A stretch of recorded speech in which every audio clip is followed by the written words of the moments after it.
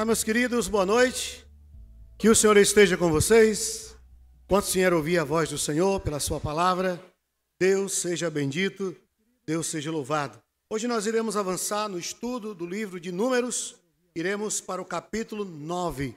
Eu já convido você a abrir a sua Bíblia. Em Números, capítulo de número 9, nós iremos caminhar no texto sagrado dessa noite, da palavra do Senhor, nosso Deus, entendendo um pouco mais da revelação de Deus por meio da sua santa e poderosa palavra.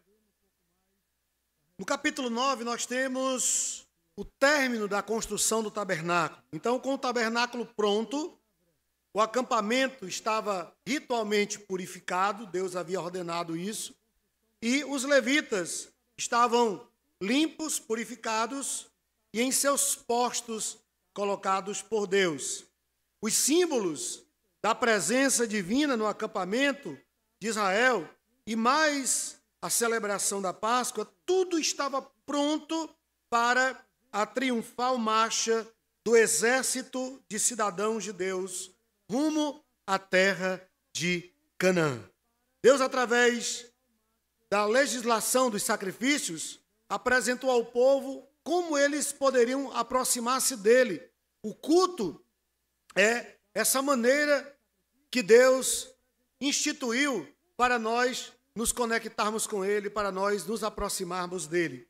E nós temos o culto do povo de Deus, os sacrifícios que apontam ou que apontavam para a obra de Cristo, para a obra vicária do Senhor Jesus. Nós temos também leis que traziam como finalidade levar o povo à santidade, à pureza cerimonial, à pureza moral. E agora, tudo estava devidamente preparado para o povo partir para a terra da promessa. O povo já havia saído do Egito há cerca de 1 ano e meio. Deus havia libertado esse povo com a sua poderosa mão e conduzido esse povo até o deserto. E agora, com tudo preparado, quando eu digo tudo, eu estou falando da lei entregue através dos 10 mandamentos, eu estou falando do tabernáculo concluído e da ordenação do ofício dos sacerdotes também instituída. Tudo estava pronto, o povo finalmente estava preparado para ir para a terra prometida, para a terra de Canaã. Então, essa não era apenas uma jornada física, mas uma jornada também espiritual, repleta de muitos símbolos e lições valiosas que podemos extrair para a nossa vida cristã. Basicamente, o capítulo 9 vai tratar de 2 temas. Do verso de 1 a 14, que foi o texto lido no início do culto, e nós iremos relê-lo na medida que caminharmos no texto, vai falar acerca da celebração da Páscoa, a primeira Páscoa depois que o povo sai do Egito. Porque a primeira Páscoa que eles celebraram na sua história foi quando estavam ainda no Egito, na noite em que o Senhor os libertou. E 1 ano e meio depois, aproximadamente, é que esse povo, então, celebra novamente a Páscoa, agora já na península do Sinai, depois de fazer o pacto com Deus, a aliança com Deus, depois do tabernáculo ser erguido, depois dos oficiais, que eram os sacerdotes e levitas, serem consagrados ao Senhor.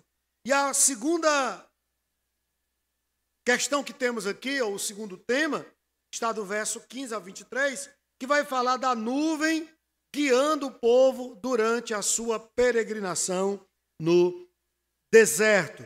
Então vamos adentrar propriamente no texto nessa noite, meus irmãos, falando sobre a celebração da Páscoa. Nós temos algumas verdades que podemos extrair aqui dessa porção da palavra de Deus, quando o povo, já libertos da escravidão do Egito, celebram a Páscoa no meio do deserto. Os versos de 1 a 5 nos diz o seguinte: falou o Senhor a Moisés no deserto do Sinai, no ano 2º da sua saída da terra do Egito, no mês 1º, dizendo: celebrem os filhos de Israel a Páscoa a seu tempo.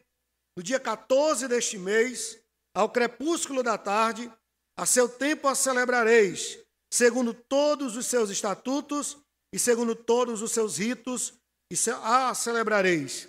Disse, pois, Moisés aos filhos de Israel que celebrassem a Páscoa. Então celebraram a Páscoa no dia 14 do mês primeiro, ao crepúsculo da tarde, no deserto do Sinai, segundo tudo que o Senhor ordenara a Moisés, assim fizeram os filhos de Israel. Vamos orar ao Senhor, meus queridos.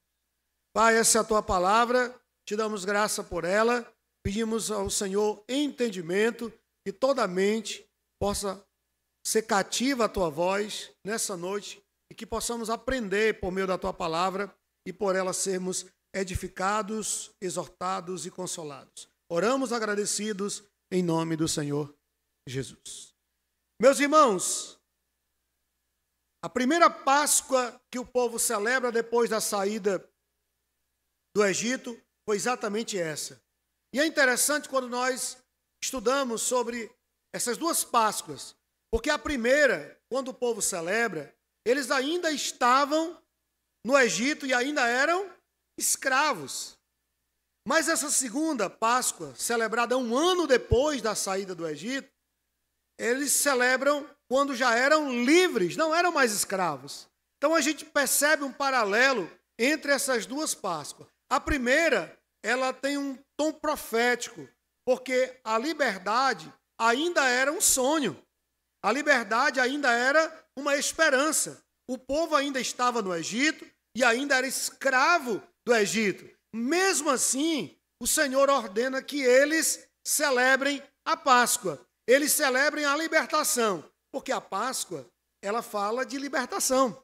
A palavra Páscoa, né, ela vem do hebraico pachá, que significa passar sobre ou passar por cima, é uma alusão à passagem do anjo da morte sobre toda a terra do Egito, que tiraria, que ceifaria a vida de todos os primogênitos do Egito. Não aconteceu no meio do povo de Israel, porque eles foram instruídos a sacrificar o cordeiro pascal, pegar parte do sangue e aspergir nos umbrais da porta como um sinal de que aquela família temia ao Senhor. Mas a escravidão ainda era uma realidade. O povo ainda estava no Egito e era escravo. Então, como celebrar a libertação se ainda não eram libertos? Nós temos aqui, meus irmãos, um ato de fé. O povo deveria celebrar a Páscoa com um ato de fé, crendo que o Senhor os libertaria como prometeu, como falou. Por isso que a Páscoa nos remete a essa mensagem, a mensagem de libertação, mas também a mensagem de fé e esperança. Esse povo deveria crer. E é interessante, porque quando eles chegam ali diante do Mar Vermelho, o Senhor os coloca em outro teste de fé, porque o Senhor manda que eles marchem em direção às águas do Mar Vermelho, mas as águas não haviam sido abertas ainda. Na medida que o povo pisava a planta do pé nas águas, Deus começou a abrir o Mar Vermelho. Nós temos mais uma vez Deus treinando esse povo a colocar a fé em prática, a viver não por vista, mas a viver por fé, confiando na palavra de Deus, confiando na providência do Senhor. Então a primeira Páscoa, ela é sui generis. Essa primeira Páscoa, ela é emblemática, porque ela não fala apenas de uma mensagem de libertação. Ela não servia apenas para lembrar ao povo que o Senhor os libertou da escravidão, mas essa Páscoa também instigava esse povo a ter fé, a ter confiança na palavra do Senhor e a esperar no Senhor. Então, a Páscoa ecoa a mensagem de fé e esperança, e ecoa a mensagem também de libertação. Todas as bênçãos que recebiam vinha por meio do sangue. Cordeiro morria no lugar de cada família. O sangue era o sinal da aliança que protegeria o povo da morte eminente sobre toda a terra do Egito.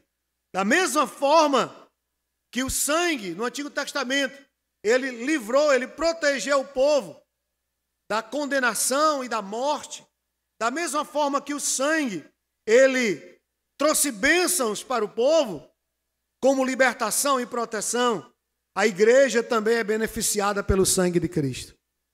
O sangue de Cristo é poderoso e o sacrifício do Senhor, representado aqui na Páscoa, ele nos remete a verdades poderosas de bênçãos de Deus para a nossa vida. O apóstolo Paulo, escrevendo à igreja aos Efésios, eu convido você a ir comigo para esse texto, ele vai elencar algumas, para não dizer muitas, das bênçãos advindas da obra de Cristo, advindas do sacrifício do Senhor Jesus Cristo por nós na cruz do Calvário.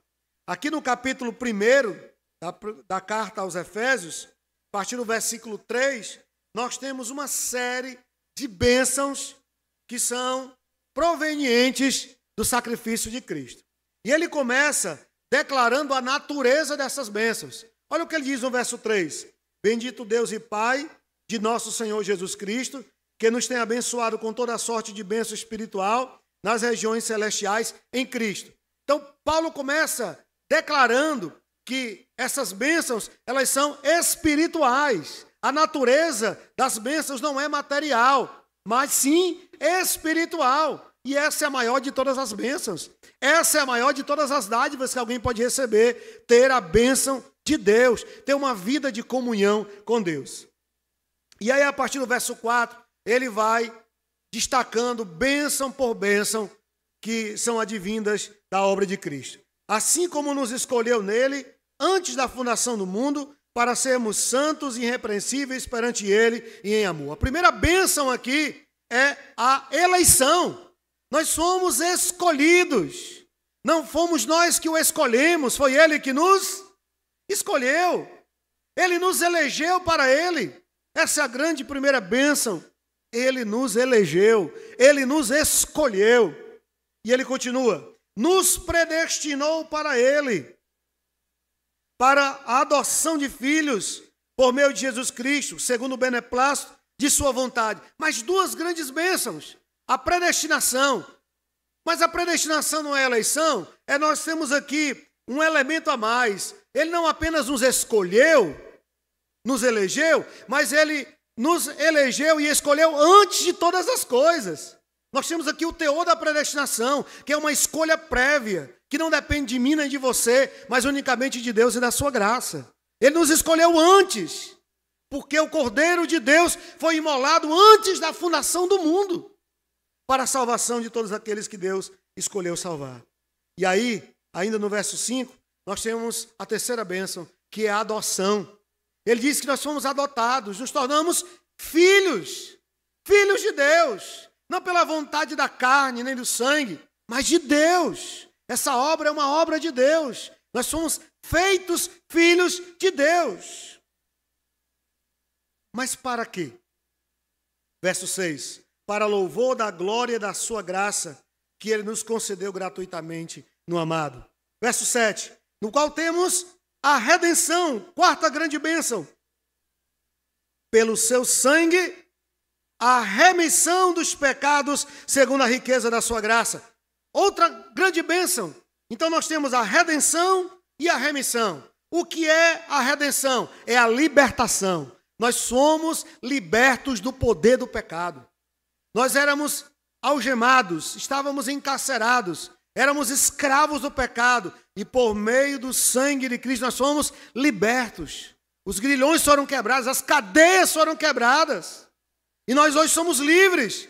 E nós ainda pecamos, mas não somos mais escravos do pecado, porque Cristo nos libertou para a sua glória. Então nós somos libertos, mas somos libertos mediante um preço. Aí nós temos a remissão. A remissão tem a ver também com a justificação ou perdão. Essa libertação que foi promovida por meio do sacrifício de Cristo, ela custou um alto preço para Deus. O sangue do seu próprio Filho. Então qual é o preço da libertação? O sangue de Jesus. Nós não fomos apenas libertos do poder do pecado, mas também fomos perdoados pelo poder do sangue de Jesus. O sangue de Cristo removeu o pecado de uma vez por todas. Verso de número 8. Que Deus derramou abundantemente sobre nós em toda sabedoria e prudência, desvendando-nos o mistério da sua vontade, segundo o beneplácito que propusera em Cristo Jesus. Verso 9 vai trazer uma outra bênção, que é um entendimento, que é a compreensão. A nossa mente foi iluminada para compreender a lei de Deus, a palavra de Deus, os caminhos de Deus, as obras de Deus, a vontade dEle. Meus irmãos, e é tão interessante quando, por exemplo, nós vemos uma pessoa que tem vários PhDs, que tem doutorado, que tem mestrado, uma pessoa que é tão intelectualizada e muitas vezes quando vai ler a Bíblia não entende o que está lendo. E você pega uma pessoa que não tem nenhum fundamental completo e começa a ler a Bíblia e consegue interpretar o que está aqui. Sabe qual é a diferença? A diferença está no fato de que o salvo, ele tem sua mente iluminada pela graça de Deus, para compreender a vontade de Deus. Essa é a diferença. Verso de número 10. De fazer convergir nele, na dispensação da plenitude dos tempos, todas as coisas, tanto as do céu como as da terra. Nele digo, no qual fomos também feitos herança, predestinados segundo o propósito daquele que faz todas as coisas conforme o conselho da sua vontade. Então, o verso anterior declara que nós somos feitos filhos de Deus, adotados. Nós somos adotados. Mas nós não recebemos apenas a bênção da adoção. Nós também temos uma herança. Como filhos de Deus que somos agora, nós temos uma herança. E que herança é essa? Não é de ouro nem prata. Não consiste de bens materiais. Essa herança é espiritual. É uma herança incorruptível, inacessível, imensurável. Esta é a herança que nós temos guardada nos céus. E Jesus disse que o ladrão não pode roubar, nem a traça e o ferrugem corromper, porque está guardada em Deus, escondida em Deus. Verso 12, a fim de sermos para o louvor da sua glória, nós, os que de antemão esperamos em Cristo. E aí nós chegamos no final do texto, quando ele vai destacar mais uma grande bênção. Ele vai dizer, em quem também vós, depois que ouviste a palavra da verdade, o evangelho da vossa salvação, tendo nele também crido, fostes selados com o Espírito Santo da promessa, o qual é o penhor da nossa herança, até o resgate da sua propriedade, em louvor da sua glória. Qual é a última bênção? Não poderia ser outra. A segurança da salvação. Paulo, inspirado por Jesus, ele vai dizer aqui no verso 13, que nós fomos selados com o Espírito Santo. Esse selo mostra a inviolabilidade daquele produto ou daquele objeto. O que Paulo está dizendo é que a nossa salvação está garantida por Cristo. Não é um esforço nosso, uma obra nossa. Tudo foi dele. A salvação começou em Deus e termina em Deus. Nós não temos participação no processo. Eu e você não somos partícipes desta obra bendita. Por isso que o profeta diz que a salvação vem do Senhor. É obra de Deus. Salvação é obra de Deus. E agora ele vai terminar com a última bênção, que não poderia ser outra, declarando que em Cristo nós estamos seguros. A nossa alma está segura. Ninguém poderá roubá-lo de nossas mãos, roubar-nos de suas mãos. Ninguém poderá tomar-nos de suas mãos. Em Cristo nós estamos guardados. Em Cristo nós estamos seguros. E ele vai terminar dizendo que o Espírito Santo, ele é o penhor, ele é a garantia dessa segurança. Que Cristo vai voltar. E quando ele voltar, ele vai resgatar a sua propriedade, que somos nós, a sua igreja, para estarmos eternamente com o Senhor na glória. Então, meus irmãos, perceba que todas as bênçãos que o cristão recebe, elas são frutos da obra de Cristo. E a Páscoa aponta para essa direção. A Páscoa, ela é um símbolo da obra de Cristo, do sacrifício de Cristo por nós. A Páscoa era uma lembrança do passado, de como Deus libertou este povo, mas também era uma realidade do presente. Por isso eles celebraram no meio do deserto, porque agora não eram mais escravos, mas livres. Mas a Páscoa também aponta para a antecipação do futuro, para o Cordeiro de Deus que tira o pecado do mundo. Então, todas as vezes que a Páscoa era celebrada pelo povo de Israel, eles lembravam que um dia foram escravos. Eles lembravam que hoje eram livres, mas que no futuro o Cordeiro de Deus iria para redimi-los de uma vez por todas. E eles seriam finalmente glorificados com o povo do Senhor. Jesus é o verdadeiro Cordeiro Pascal. Ele tira o pecado do mundo. E por ocasião da sua crucificação, ele declara antes um pouco que nenhum dos seus ossos seriam quebrados. E é interessante porque aqui no versículo 12 há uma orientação dizendo que não poderia ser quebrado nenhum osso desse cordeiro que era sacrificado na Páscoa. E isso se cumpre em Cristo. Nenhum dos seus ossos foram quebrados. E por que isso tem alguma relevância? Porque nós vemos aqui mais uma prova de que Jesus era o Cordeiro de Deus. Todas as pessoas que eram crucificadas, elas tinham suas pernas quebradas para apressar o processo de morte. Às vezes a pessoa ficava uma semana inteira agonizando numa cruz. E aí, quando passava dias, os soldados iam lá e quebravam as pernas, porque a pressão, era muito grande e a pessoa tinha uma parada cardíaca. Então era para antecipar a morte. Mas isso não aconteceu com Jesus. Jesus morreu no mesmo dia, basicamente, que foi crucificado. Em 24 horas isso aconteceu, para se cumprir o que está aqui em Números 9, 12, que nenhum de seus ossos seriam quebrados. Isso está em João 19, 36, quando fala que nenhum dos ossos do Senhor Jesus foi esmagado, para se cumprir a profecia. Que profecia? De Números 9, 12. Então, a mensagem da ceia é essa. A mensagem da Páscoa, é essa. É de libertação, mas é também de esperança. E agora, do versículo 6 ao 10, nós temos um problema que surge aqui. Acompanhe comigo, por favor. Houve alguns que se acharam imundos por terem tocado o cadáver de um homem, de maneira que não puderam celebrar a Páscoa naquele dia. Por isso, chegando-se perante Moisés e Arão, disseram-lhe: estamos imundos por termos tocado o cadáver de um homem. Por que havemos de ser privados de apresentar a oferta do Senhor a seu tempo, no meio dos filhos de Israel? Respondeu-lhe Moisés: esperai e ouvirei o que o Senhor vos ordenará. Então disse o Senhor a Moisés: fala aos filhos de Israel, dizendo: quando alguém entre vós ou entre as vossas gerações achar-se imundo por causa de um morto, ou se achar em jornada longe de vós, contudo ainda celebrará a Páscoa ao Senhor. Primeiro, Deus ordena Moisés celebrar a Páscoa com todo o povo no meio do deserto. Segundo, surge um problema. Alguns homens haviam participado de um velório, de um sepultamento.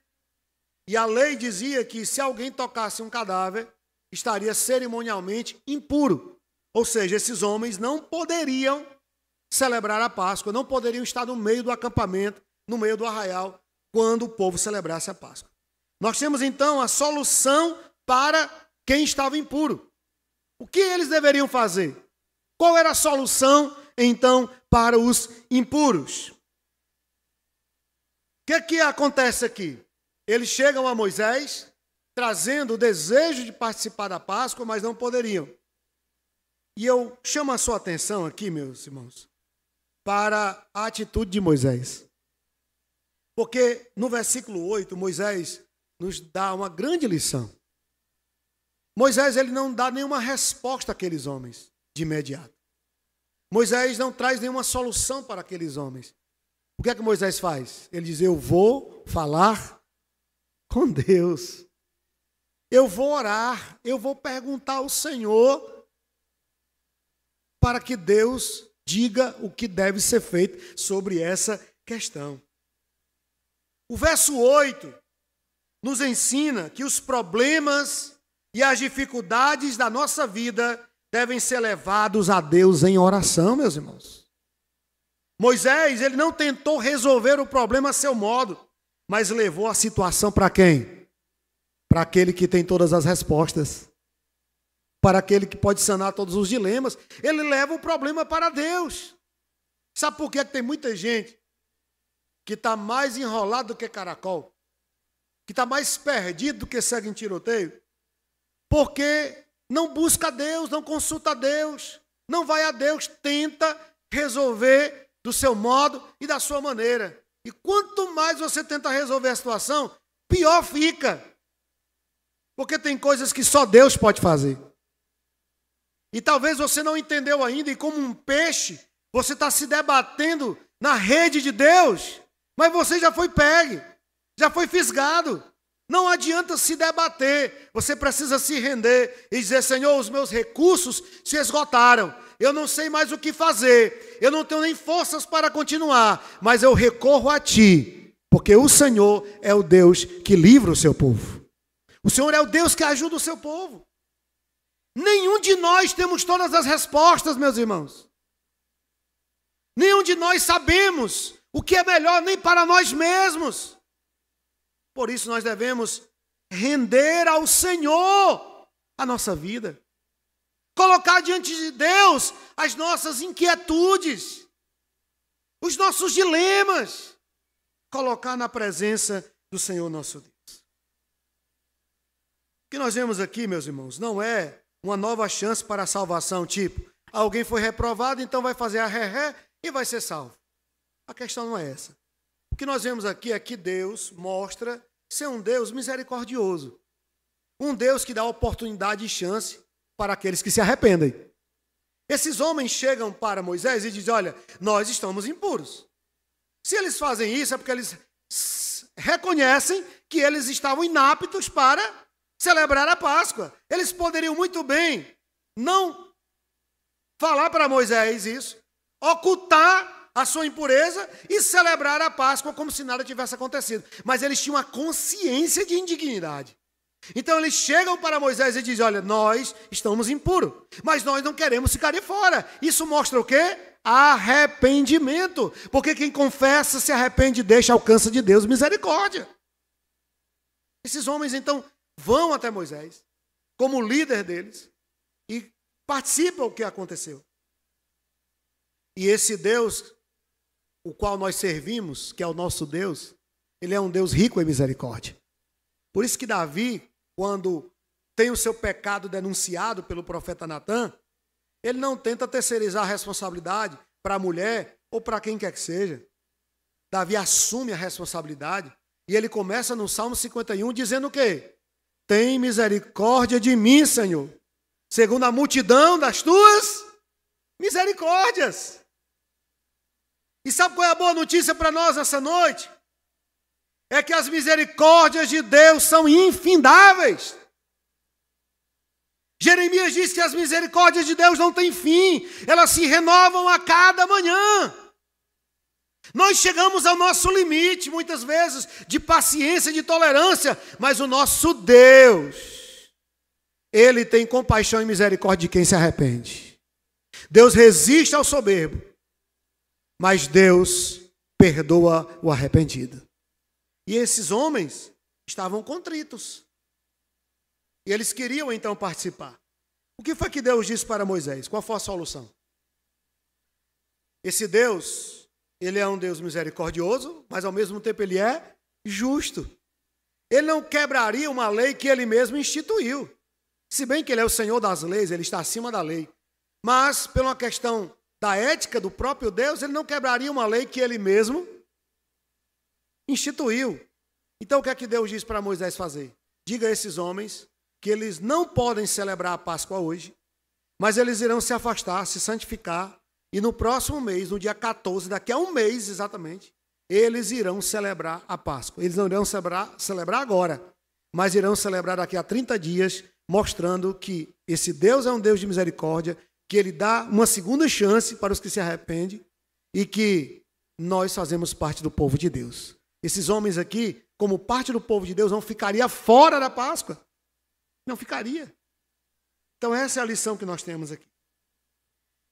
Mas nós temos aqui, no verso 13, uma outra situação, bem diferente dessa apresentada aqui dos versos que nós acabamos de ler, de 6 a 10.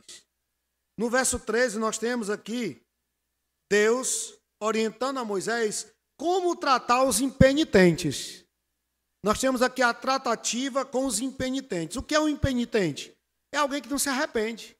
É alguém ímpio. É alguém obstinado, de coração duro. Alguém que não reconhece o seu pecado, que não se volta para Deus, que não se humilha. Então esse é o impenitente.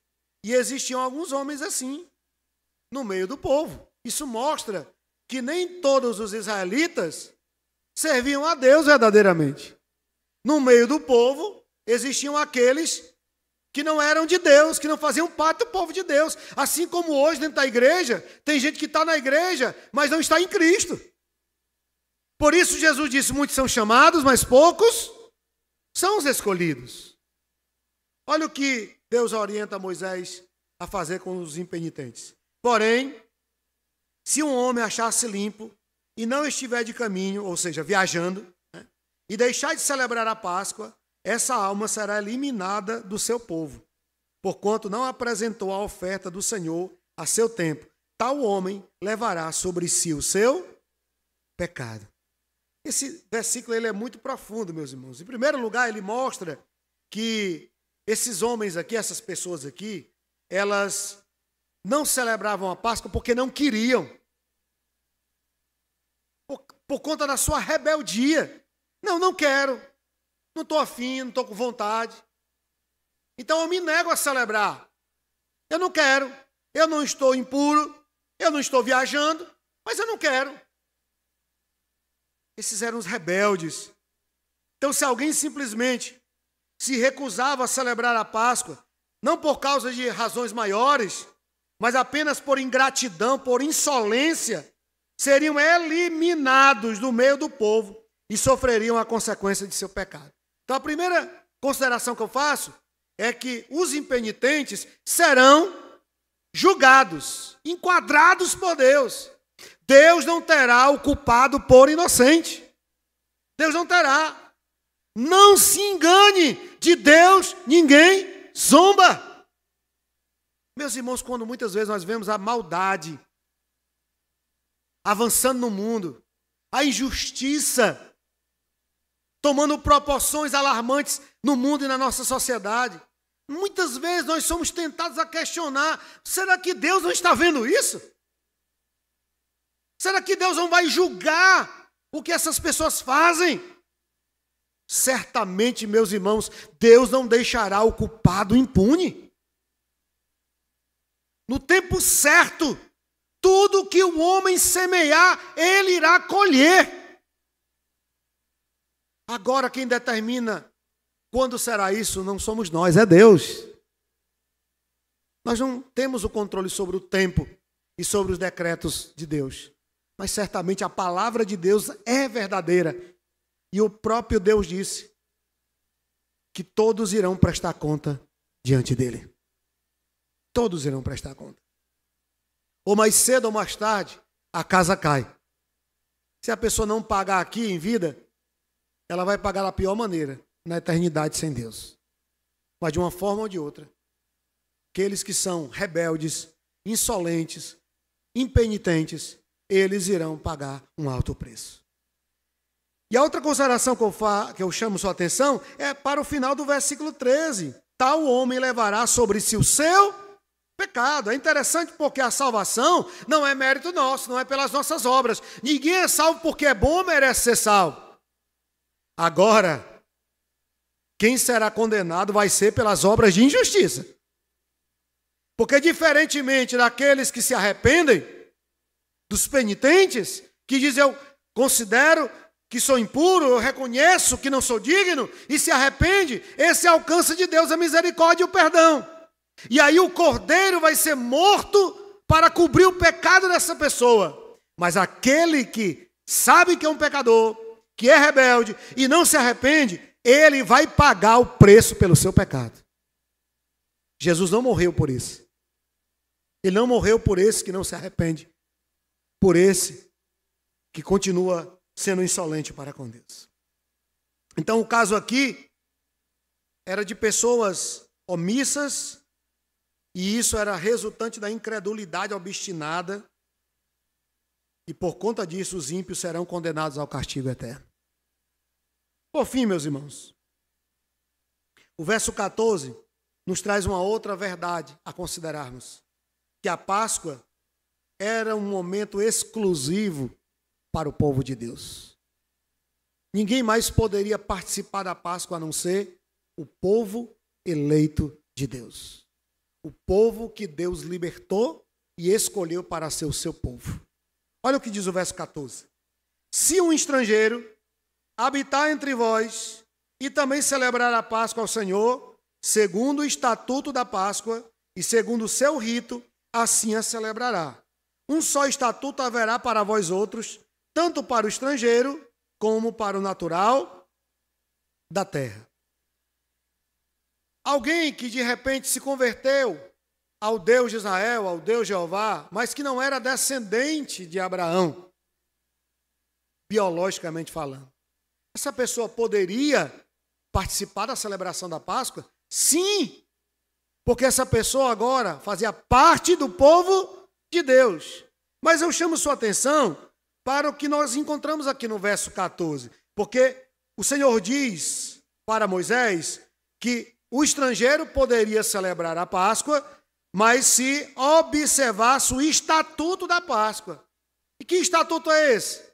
É que só poderiam celebrar a Páscoa os que foram circuncidados. E o que era a circuncisão? Os irmãos lembram de Gênesis 17? Quando Deus ordena a Abraão a se circuncidar, e ele tinha 100 anos de idade. E Isaac já era um rapaz, quando é circuncidado, e Deus então ordena a circuncisão. O que era a circuncisão, meus irmãos? Era o sinal da aliança de Deus com Abraão e os seus descendentes. E o Senhor estabelece como estatuto perpétuo: todo homem, todo varão, deveria, ao 8º dia de nascido, ser circuncidado. A circuncisão era a remoção da pele do prepúcio do órgão genital masculino. Era o sinal da aliança daquela pessoa com Deus. Só poderia celebrar a Páscoa os que foram circuncidados, ou seja, os que faziam parte do povo da aliança. Porque a circuncisão era a aliança do povo de Israel com o Senhor. O que é que nós aprendemos com essa verdade? Que só farão parte das bênçãos celestiais, que só farão parte das bênçãos divinas, e que só terão parte na mesa do Senhor aqueles que foram aliançados com Deus, que têm uma aliança com Deus. Esses irão fazer parte da mesa do Senhor. Esses poderão se alimentar de Cristo. Por isso, meus irmãos, que nós tenhamos todo o cuidado na celebração da ceia do Senhor. Porque a Páscoa judaica a ceia do Senhor remonta à Páscoa judaica. Ou seja, a Páscoa é um símbolo da ceia. O que a Páscoa é para o judeu, a ceia é para a igreja, é para o cristão. E assim como nem todos poderiam participar da Páscoa, a não ser que estivessem puros e fizessem parte da aliança, estivessem aliançados com Deus. A ceia do Senhor, ela é um momento de nutrição espiritual para o cristão, mas ela pode também ser um alimento que leva à condenação. Em 1 Coríntios 11, Paulo diz que por causa da indignidade que alguns participam da ceia sem discernir, estavam doentes e alguns até que morreram. Então nós devemos, para fazer parte da mesa do Senhor, nós precisamos estar com a nossa vida pura, com a nossa alma pura. E como é que eu consigo isso? Por meio do sangue de Jesus. Seu sangue nos purifica de todo pecado. E o que mais? Você precisa fazer parte do povo da aliança. Da aliança com Deus. Que aliança é essa? A nova aliança em Cristo Jesus. Que Paulo diz lá também em 1 Coríntios 11. A nova aliança, ela foi inaugurada quando Jesus consumou a obra da salvação por nós. E agora aqueles que creem em Cristo e obedecem os mandamentos da sua palavra, fazem parte do povo da nova aliança. Esse povo é nutrido por Deus, é alimentado por Deus. Esse povo é fortalecido por Deus. Amém, meus irmãos?